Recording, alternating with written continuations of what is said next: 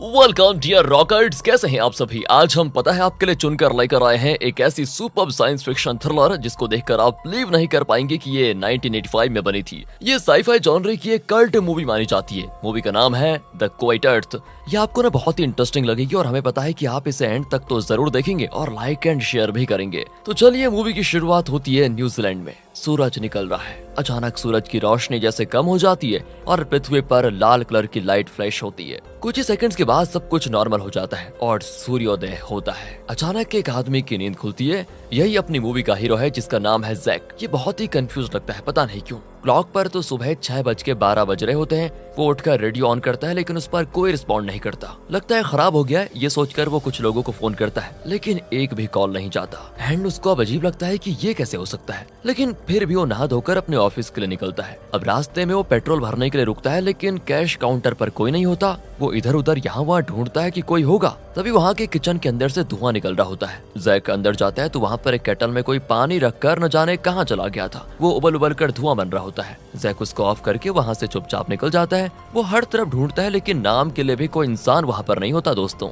सड़क पर कुछ दूर पर एक टॉयलेट का दरवाजा अंदर से लॉक होता है लेकिन जैक आवाज देता है तो कोई जवाब ही नहीं देता। वो अंदर झांकता है तो एकदम खाली होता है। फिर जैक उसी सड़क पर बहुत दूर चलता है और तब उसे पता चलता है कि न सिर्फ पेट्रोल स्टेशन बल्कि पूरी सड़क ही खाली है और कोई इंसान है ही नहीं। अब जैक जरा टेंशन में हो जाता है कि सुबह उठकर मैंने अब तक एक भी इंसान को नहीं देखा। It's totally strange. खैर, वो ऑफिस की ओर ड्राइव करने लग जाता है। उसका ऑफिस शहर से बाहर एक सुनसान जगह पे होता है। रास्ते भर गाड़ियां यहाँ वहाँ खड़ी दिखती हैं लेकिन एक भी इंसान नजर नहीं आता। जैक अब हर जगह को देखने लग जाता है कि शायद सारे के सारे लोग अपने घरों में तो बंद नहीं है कहीं। तभी एक घर की खिड़की पर कोई मूवमेंट दिखता है तो जैक कार को रोककर उस घर का दरवाजा खटखटाता है पर कोई दरवाजा नहीं खुलता। परेशान होकर जैक ग्लास तोड़कर अंदर चला जाता है और किचन में पाइप लीक होने से पानी गिर रहा होता है। यही देखकर जैक को लगा कि विंडो पर कोई है। जैक तुरंत उसका वाटर सप्लाई बंद कर देता है और पानी गिरना बंद होता है। फिर वो पूरे घर में चेक करता है लेकिन कोई है ही नहीं यार यहाँ पर भी। और बेडरूम का बिस्तर देखकर तो ऐसा लगता है कि अभी अभी कोई उठ कर गया होगा।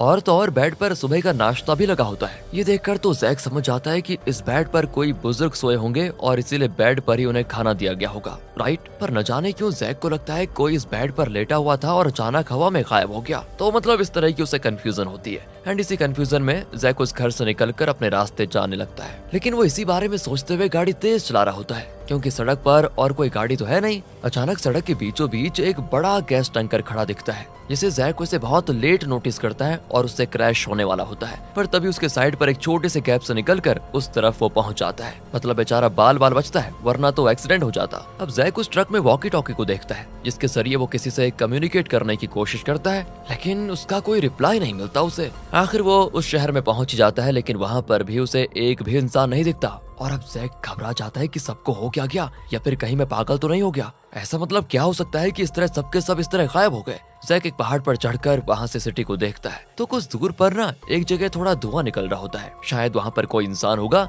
ये सोचकर जैक उस जगह पर जाता है लेकिन वहाँ एक पैसेंजर फ्लाइट क्रैश होकर जल रहा होता है। मतलब अंदर पैसेंजर्स होंगे और अगर वो जल भी गए तो कम से कम उनके कंकाल तो जरूर मिलेंगे। ये सोचकर जैक फ्लाइट के अंदर भी देखता है लेकिन दोस्तों वहाँ इंसान तो क्या, उनकी एक भी हड्डी तक नहीं होती। एंड ये सारी चीजें देखकर जैक धीरे धीरे रियलाइज कर लेता है कि पृथ्वी के न सिर्फ इंसान बल्कि जानवर पक्षी सभी हवा में या तो गुल हो गए हैं या गायब हो गए हैं और वो भी बस कुछ ही पलों में। फिर वो अपने ऑफिस जाता है। असल में ये उसकी एक लैब है और जैक एक रिसर्च साइंटिस्ट है। लैब में सारे मशीन एकदम नॉर्मल चल रहे होते हैं। जैक वहाँ के दूसरे लैब्स को भी कॉल करता है लेकिन फिर वही बात, कॉल को कोई उठाता ही नहीं। तभी एक मॉनिटर पर मैसेज आता है कि ऑपरेशन फ्लैश लाइट पूरा हो गया है। वो उठकर पूरे लैब में अपने कॉलिग्स को ढूंढता है लेकिन फिर वही बात, कोई नहीं होता। कंट्रोल पैनल रूम में उसका बॉस बैठा होता है। जैक उसके कंधे पे हाथ रखता है तो वो आगे की तरफ एक पैनल पर गिर जाता है। मतलब वो मर चुका है। जैक सीधे घबरा कर बाहर भागता है दोस्तों। और बॉस जिस पैनल पे गिरा था उस पर कुछ कंट्रोल्स ऑन हो जाते हैं जिसकी वजह से पूरे लैब में इमरजेंसी अलार्म्स बजने लगते हैं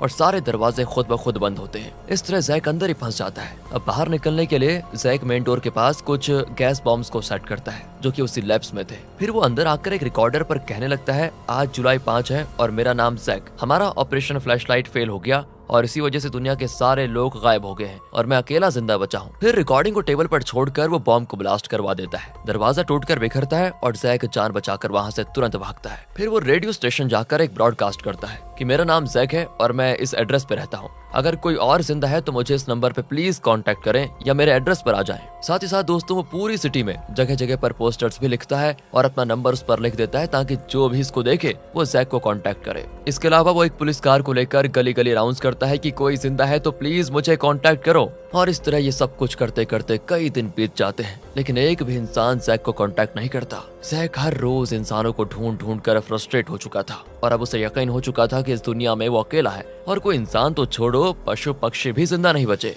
और जब इस दुनिया में कोई और है ही नहीं तो फिर मैं इस छोटे से घर में क्यों रहूं? ये सोचकर वो उस टाउन में सबसे बड़े और शानदार घर में जाकर रहने लग जाता है। कार शोरूम से लेकर सबसे एक्सपेंसिव कार को लेकर बहुत ही लग्जूरियस शॉप्स में जाकर अपनी पसंद की चीजें उठा लेता है। कीमती ज्वेल्स, कपड़े, हर चीज उठाकर वो पहन लेता है क्योंकि यहाँ उसको रोकने टोकने वाला कोई तो है नहीं। एंड इसी पागलपन में कुछ और दिन गुजरते हैं, लेकिन अब जैक इस लाइफ से भी तंग आ चुका था। यहाँ चाहे जितनी ही शानदार लाइफ क्यों ना हो, है तो वो अकेला ही, किसको दिखाएगा ये सब कुछ। धीरे धीरे उसकी दिमागी हालत अब खराब हो जाती है। वो आदमियों की ड्रेस को छोड़कर औरतों की ड्रेस पहनने लग जाता है। फिर प्रेसिडेंट के बंगलों में जाकर बालकनी में खड़ा होकर कोई स्पीच देने लगता है। नीचे तो उसने मरे हुए लीडर्स जैसे हिटलर, क्वीन एलिजाबेथ जैसे के बड़े बड़े कटआउट्स रखे होते हैं, जैसे कि वो लोग इसका स्पीच सुन रहे हो। वक्त के जाते जाते वो दिमागी संतुलन खो जाता है। एंड अब एक दिन की बात है कि बंगलों का पावर सप्लाई बंद हो जाता है। जैक गुस्से में एक शॉट गन उठा लेता है और पास के चर्च में जाता है। वहाँ जीसस के स्टैचू को वो शूट करके गिरा देता है और चिल्लाता है कि आज से तुम नहीं, मैं यहाँ का भगवान हूँ। फिर एक बड़ा ट्रक लेकर वो शॉप्स को डिस्ट्रॉय करने लगता है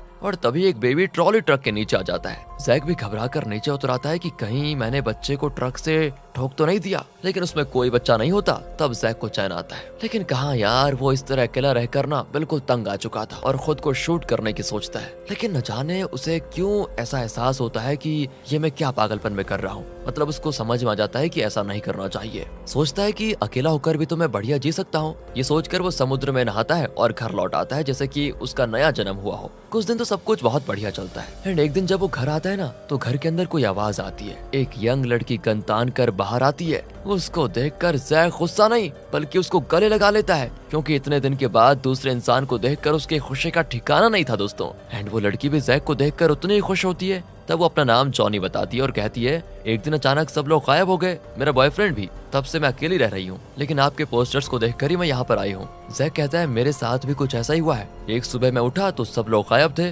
मुझे लगा कि मैं किसी नई गैलेक्सी में आ गया हूँ। एंड जैक की बातें सुनते सुनते जॉनी सो जाती है। जैक भी चादर ओढ़कर पास ही के सोफे पर बैठ जाता है। कई दिन के बाद उसे एक इंसान मिली है और जैक को डर है कि कहीं वो इसको खो न दे, इसलिए वो पास ही में बैठकर सोने लगता है। अगली सुबह ये दोनों मिलकर पूरे शहर के चक्कर लगाते हैं कि कहीं कोई इंसान तो बचा होगा। कई दिन ढूंढने के बाद भी इनको कोई नहीं मिलता। दोनों अलग अलग दिशाओं में जाकर ढूंढते हैं और रेडियो के जरिए वो एक दूसरे से कम्युनिकेट भी करते हैं। तभी पृथ्वी पर कोई बदलाव आता है, जैसे कि पहले हुआ था। मॉनिटर पर सिग्नल्स का उतार चढ़ाव होता है और लगता है धरती ही उल्टी हो गई है। जैक और जॉनी को चक्कर आने लगते हैं। कुछ सेकंड्स में सब कुछ नॉर्मल हो जाता है। एक दिन जैक जॉनी को अपने लैब के एक्सपेरिमेंट के बारे में बताता है कि हम वायरलेस ग्लोबल एनर्जी नेटवर्क बनाने की कोशिश कर रहे थे। वायरलेस एनर्जी मतलब जैसे अगर हमें आज मोबाइल चार्ज करना है तो हम आजकल चार्जर्स यूज करते हैं जो कि वायर्ड होते हैं। एंड दोस्तों, जैक जिस वायरलेस एनर्जी की बात कर रहा है उसके जरिए बिना वायर के हवा में इलेक्ट्रिसिटी पास करके इलेक्ट्रिक एनर्जी दी जा सकती है। जैक बताता है कि जब तक ये एनर्जी लो इंटेंसिटी की होती है तब तक जीव जंतुओं को कोई हानि नहीं पहुंचती, लेकिन अगर पावर की इंटेंसिटी बढ़ गई तो कुछ ही सेकंड्स में इंसान सिर्फ मर नहीं जाएंगे बल्कि हवा में घुल जाएंगे। एंड मुझे लगता है कि हमारे एक्सपेरिमेंट की वजह से ही दुनिया में एक भी इंसान नहीं बचा, सबके सब हवा में घुल गए। ये सारी बातें सुनकर जॉनी तो एकदम से चौंक जाती है और बिल्कुल शॉक रहती है कुछ देर के लिए। कुछ दिन फिर बीत जाते हैं और अब जैक और जॉनी थोड़े क्लोज भी हो जाते हैं, क्योंकि इसके अलावा कोई और चांस तो है नहीं उनके पास। दोनों अकेले हैं पूरी दुनिया में। अब दोनों अलग अलग जाते हैं और कीमती ड्रेसेस, कार्ड्स वगैरह को बेझिझक ट्राई करते हैं। एक दिन की बात है, जैक के रास्ते में अचानक एक ट्रक बीच में आ जाती है। जैक गन लेकर ट्रक के पास आता है तो ट्रक से एक आदमी उतरता है जिसने मास्क पहना होता है। वो जैक पर गन तान कर पूछता है कि तुम्हारा नाम क्या है, तुम कहाँ से आए हो, वगैरह वगैरह। फिर पूछता है कि तुम अकेले हो क्या। और दोस्तों, जॉनी की सेफ्टी के लिए जैक इस आदमी से झूठ कह देता है कि हाँ, मैं अकेले रहता हूँ। तब जाकर वो अपना मास्क निकालता है और कहता है, मुझे लगा मैं दुनिया में अकेला हूँ, तुमसे मिलकर खुशी भी दोस्त। लेकिन तभी जैक की गाड़ी से वॉकी टॉकी पर जॉनी की आवाज को सुनकर वो पूछता है, ये लड़की की आवाज कहाँ से आ रही है। तब जैक उसे सच बता देता है कि हमारी तरह वो भी जिंदा बची है और मेरे साथ रहती है। ये सुनकर तो वो जैक को धमकाता है कि मुझे अपने घर लेकर चलो। जैक भी उसको घर लेकर आ जाता है, जहाँ पर जॉनी बहुत ही एक्सपेंसिव ड्रेसेस पहनकर खड़ी होती है,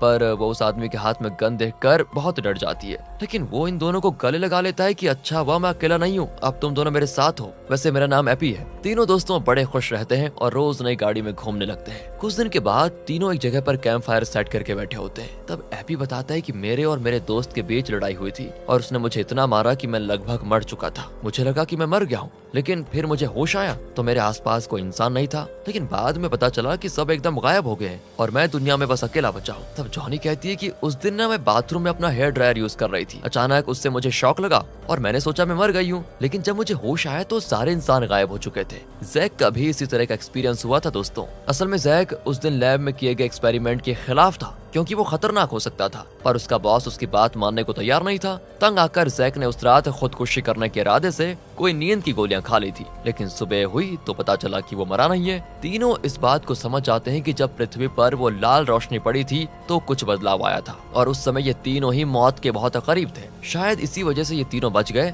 जबकि बाकी लोग गायब हो गए हैं। और जब वो होश में आए थे ना तो इन तीनों ने वो रेड कलर का लाइट देखा था। इस लाइट को जैक फ्लैश लाइट बताता है और इसीलिए इनके प्रोजेक्ट का नाम भी ना ऑपरेशन फ्लैश लाइट रखा गया था। मतलब ये लोग इसीलिए बचे थे क्योंकि ये लोग उस वक्त मरने वाले थे। अब इनको जब बातों की क्लैरिटी मिल जाती है तो वो एपी के घर पर जाते हैं जहाँ वो मस्त पियानो बजाता है। साथ में जैक और जॉनी डांस करते हैं। उसी रात जॉनी को बाहर से किसी के गाने की आवाज आती है। वो बाहर जाती है तो वहाँ एपी एक कब्र के आगे खड़ा होकर रो रहा होता है। वो कोई दुख भरा गीत गा रहा था। जॉनी भी सोचती है कि इसको डिस्टर्ब क्या करना, तो अंदर आकर अकेली सो जाती है। वैसे तो वो इतने दिन जैक के पास सोती थी और इनके बीच बॉन्डिंग भी अच्छी थी, लेकिन अचानक जॉनी को अकेला सोता देखकर जैक को लगता है कि शायद एपी के आने के बाद जॉनी मुझसे दूर होती जा रही है। अब दोस्तों जैक इस फ्लैशलाइट के नाम की घटना के बारे में जांच कर रहा होता है और तभी वो एपी और जॉनी को जॉगिंग करते हुए देखता है। जॉनी पूछती है तुम्हारे फ्रेंड ने तुम्हें जान से मारने की कोशिश क्यों की थी? एपी बताता है कि मैंने उसकी वाइफ को मार डाला इसलिए वो मुझे मारने आया था। और ये सुनकर जॉनी की हालत खराब हो जाती है। वो इसके आगे एपी से कुछ नहीं पूछती,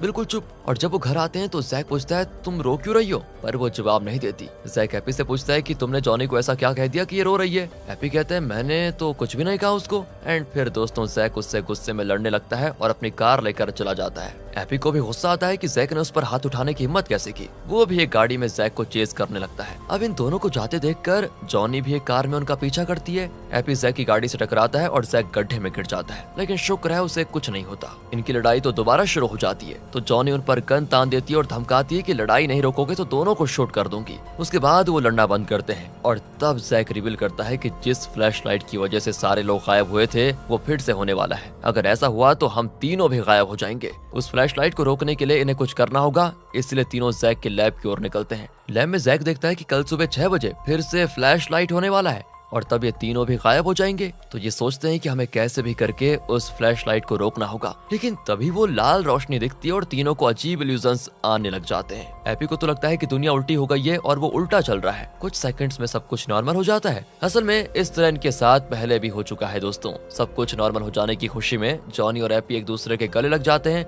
जिसको देखकर जैक इनसे जलने लगता है। अब ये दोनों जैक को कहते हैं कि तुमने तो कहा था कि कल सुबह फ्लैशलाइट होगा, पर ये तो अभी हो गया। शायद तुम्हारा कैलकुलेशन ही गलत है। जैक कहता है मेरा कैलकुलेशन कभी गलत नहीं हो सकता। कल सुबह 6 बजे ये फिर होगा, लेकिन अभी जो हुआ वो सिर्फ उसका एक सिम्टम था। कल सुबह का फ्लैशलाइट बहुत खतरनाक होगा, याद रखना। इन सब की वजह है स्लैब से निकलता हुआ रेडिएशन। अगर हम इस स्लैब को ही ब्लास्ट कर दें तो फ्लैशलाइट होगा ही नहीं। फिर दोस्तों वो एक एक्सप्लोजिव्स के गोडाउन में जाते हैं और ट्रक भर के एक्सप्लोजिव्स लोड करते हैं। उन्हें ब्लास्ट करवाने के लिए जैक ने एक रिमोट भी बना लिया होता है। एपी ट्रक ड्राइव करने वाला होता है, लेकिन जाने से पहले वो जॉनी से बहुत देर बात करता है। एंड पता नहीं ये देखकर जैक को चिढ़न क्यों होती है दोबारा। फिर एपी ट्रक को लैब की ओर लेकर आता है और जैक और जॉनी कार में उसके आगे जा रहे होते हैं। अब जैक अपना दिल खोलकर जॉनी से बात करने लगता है कि मैं और तुम कितने क्लोज थे, लेकिन एपी के आने के बाद देखो ना, तुम मुझे अवॉइड कर रही हो। लगता है उसने तुम्हें मुझसे अलग कर दिया है पूरी तरह से। तुम एक बात बताओ, तुम्हें किसके साथ रहना है? ये तुम्हारी मर्जी है। वैसे मैं इसमें कुछ नहीं कहूंगा, लेकिन मुझे जानना है कि तुम मुझसे ज्यादा उसे पसंद करती हो तो क्यों करती हो? जॉनी बताती है कि देखो मुझे तुम और एपी दोनों ही बहुत पसंद हो, लेकिन मुझे एपी से बहुत ज्यादा हमदर्दी है। उस दिन उसने बताया था कि उसके दोस्त ने उसे मारने की कोशिश की थी। असल में बात ये थी कि उसके दोस्त की वाइफ एपी से प्यार करने लगी थी और उसने एपी को प्रपोज भी किया था, लेकिन एपी अपने दोस्त के साथ ऐसी गद्दारी नहीं करना चाहता था और उसने उस औरत से साफ कह दिया कि मैं तुमसे प्यार नहीं करता। इस वजह से दोस्त की वाइफ ने खुदकुशी कर ली। और जब एपी के दोस्त को पता चला तो उसने ये सोचा कि एपी ने उसकी वाइफ को मार डाला, इसलिए वो एपी की जान के पीछे पड़ गया था। एपी को भी पछतावा होने लगा कि उसकी वजह से उसके दोस्त की वाइफ ने जान दी है। और जब एपी मुझे ये बता रहा था तो उसकी आंखों में मैंने बहुत दर्द देखा। मुझे लगा कि तुमसे ज्यादा उसे मेरी जरूरत है। एंड दोस्तों यहाँ जैक भी उसकी फीलिंग समझ आता है। जॉनी कहती है लेकिन तुम्हारे लिए मेरे मन में हमेशा प्यार रहेगा जैक, कहकर वो जैक के गाल पे किस भी करती है। लेकिन इसी बीच वो उसी गैस टैंकर से टकराने वाले होते हैं जिससे जैक पिछली बार भी टकराने से बाल बाल बचा था। पर जैक कैसे भी करके कार को संभाल लेता है। लेकिन पीछे एपी जो ट्रक लेकर आ रहा था वो इस छोटे रास्ते से नहीं निकल सकता। अगर वो टैंकर से टकरा गया तो एक्सप्लोसिव ब्लास्ट हो जाएगा। तो जैक और जॉनी जल्दी से उसको वार्न करते हैं कि गाड़ी रोक दो, लेकिन एपी गाड़ी रोकने की बजाय स्लो करके उस टैंकर को अपनी गाड़ी से दूसरी ओर हटाकर ट्रक के लिए मस्त रास्ता बना लेता है। फिर वो गाड़ी को रोककर जॉनी को अपने ट्रक में बुलाता है और जॉनी भी खुशी खुशी ट्रक में चली जाती है। जैक तो दोस्तों अब भी एक्सेप्ट नहीं कर पाता कि जॉनी उसकी बजाय एपी को चुन रही है, बताओ। फिर भी वो गाड़ी लेकर इनके ट्रक के पीछे आ जाता है। तब जैक के रेडियो पर ना अलार्म सिग्नल आने लगता है, जिसका मतलब है कि अब लैब में रेडिएशन लेवल बहुत बढ़ गया है। ये लोग एक्सप्लोसिव वाले ट्रक को लैब के पास ले गए तो एक्सप्लोसिव ब्लास्ट हो जाएंगे और ट्रक में बैठे एपी और जॉनी मारे जाएंगे। जैक तुरंत ये बात एपी के रेडियो पर बताने की कोशिश करता है, लेकिन एपी को लगता है कि जैक जलन के मारे हम दोनों को डिस्टर्ब करने के लिए रेडियो पर कांटेक्ट कर रहा है, इसलिए दोस्तों वो रेडियो को ऑफ ही कर देता है और जॉनी के साथ मजे से बातें करता है। जैक सोचता है कि ये तो ऐसे मानेगा नहीं। वो ट्रक को ओवरटेक करके उनको रोकने की बहुत कोशिश करता है, लेकिन एपी ट्रक को जिगजैग चलाकर जैक को आगे निकलने ही नहीं देता। गुस्से में जैक किसी तरह ट्रक को ओवरटेक कर ही लेता है और गाड़ी रोककर एपी को डांटता है कि तुम पागल तो नहीं हो गए हो क्या? मैं तुम्हें इंपॉर्टेंट बात बताने के लिए कांटेक्ट कर रहा हूँ और तुम्हें है कि मजाक बना के रखा हुआ है तुमने हर बात को। सुनो, इस वक्त लैब का रेडिएशन बहुत बढ़ चुका है। अगर हम वहाँ ट्रक लेकर गए तो ट्रक के साथ साथ तुम दोनों भी ब्लास्ट हो जाओगे। हमें एक काम करना होगा, हमें कोई और प्लान बनाना होगा। फिर वो लैब से कुछ दूर पर एक टावर के ऊपर जाते हैं। जैक कहता है मैं शहर से कुछ इक्विपमेंट लेकर आता हूँ जिससे हम ऐसी सेटिंग कर पाएंगे कि ये ट्रक ऑटोमेटिकली लैब के पास चली जाएगी। ऐसा करने से होगा ये कि हम सबकी जान बच जाएगी और काम भी हो जाएगा। ये कहकर वो इन दोनों को टावर के पास छोड़कर खुद कार लेकर शहर की ओर आता है। यहाँ एपी और जॉनी इंटीमेट हो जाते हैं दोस्तों। जॉनी कहती है कि 6 बजने में सिर्फ आधा घंटा रह गया है। अगर तब तक जैक इक्विपमेंट नहीं लेकर आया तो फ्लैश लाइट होगा और हम गायब हो जाएंगे। एपी कहता है तुम फिक्र मत करो, अगर जैक का प्लान फेल हुआ तो मैं ट्रक को वहाँ पर ले जाकर ब्लास्ट करवाऊंगा। अपनी जान देकर भी मैं तुम्हें और जैक को जरूर बचाऊंगा। तभी इन्हें बाहर से कोई ट्रक की आवाज आती है। वो देखते हैं कि जैक शहर नहीं गया बल्कि वो खुद एक्सप्लोजिव्स वाले ट्रक को लैब की ओर लेकर आ रहा है। एंड तब जाकर ये दोनों रियलाइज करते हैं कि शहर से इक्विपमेंट्स लाकर यहाँ सेट करने में बहुत वक्त लगेगा और इनके पास उतना टाइम तो है नहीं। इसलिए जैक ने अपनी जान देकर इन दोनों को बचाने का फैसला किया है। और तो और जैक इस फ्लैशलाइट प्रोजेक्ट का हिस्सा था और वो खुद को इस अनहोनी का जिम्मेदार भी मानता है। उसे लगता है कि ये सब उसकी गलती है कि वो इस प्रोजेक्ट को पहले रोक नहीं पाया, मतलब इसलिए वो अपनी जान देने पे उतर आया है। एंड वो ट्रक को सीधे लैब के अंदर ले जाकर रिमोट ऑन करता है तो ट्रक के एक्सप्लोजिव्स के साथ लैब भी फट जाती है। लेकिन तब दिखाते हैं कि शुरुआत में जो लाल रोशनी इनको दिखी थी वो फिर दिख जाती है, यानी फिर फ्लैशलाइट हुआ है। लेकिन अब जैक खुद को कहीं और पाता है। जैक कंफ्यूज्ड है कि मरने के बजाय ये मैं कहां पर आ गया। वो एक बीच पर होता है और आसमान में बादल अजीब आकार के होते हैं और जैक देखता है कि सैटर्न जैसा कोई प्लेनेट क्षितिज से निकल रहा है? ये कहाँ आ गया, ये पता नहीं। और इसी के साथ ये मूवी यहाँ पर खत्म होती है। रुकिए जरा, क्लाइमैक्स का इंटरप्रिटेशन ऑडियंस पे छोड़ दिया गया है। ऑडियंस कौन है आप लोग तो कमेंट्स में बताइए ना, क्या हुआ होगा इस मूवी में। वैसे आपको बता दूं कि ये मूवी इसी नाम के नोवेल से इंस्पायर होकर बनाई गई है। अगर ये वीडियो अच्छी लगी हो, स्टोरी अच्छी लगी हो, एक्सप्लेनेशन अच्छा लगा हो, क्यों नहीं लाइक करते आप। मिलते हैं अगली वीडियो में, ध्यान रखेगा अपना। And finally thanks for watching.